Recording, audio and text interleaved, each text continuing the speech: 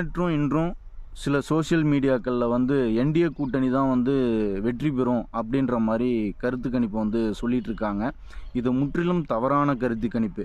ஏன்னா அவங்க 2024லேயும் அவங்க ஒரு சர்வே கொடுத்துருந்தாங்க. அந்த சர்வே வந்து பார்த்திங்கன்னா முற்றிலும் தவறாக போயிருந்துச்சு. ஆனால் அந்த டைமில் 2024 என்டி டுடே வந்து சர்வே செஞ்சு கொடுத்துருந்தாங்க.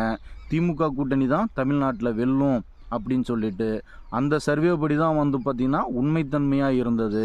அதே மாதிரி இப்போ அந்த தவறான தகவலை பரப்பும் அதே சோஷியல் மீடியா அதே வந்து பார்த்திங்கன்னா தவறான வந்து ஒரு கருத்தை தான் அப்பயும் பரப்புனாங்க.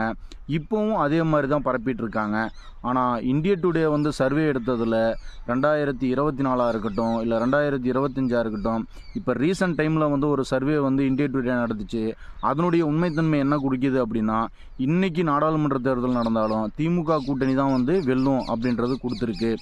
அதாவது தமிழகத்தை பொறுத்தவரையிலும் திமுக கூட்டணி தான் வெல்லும்.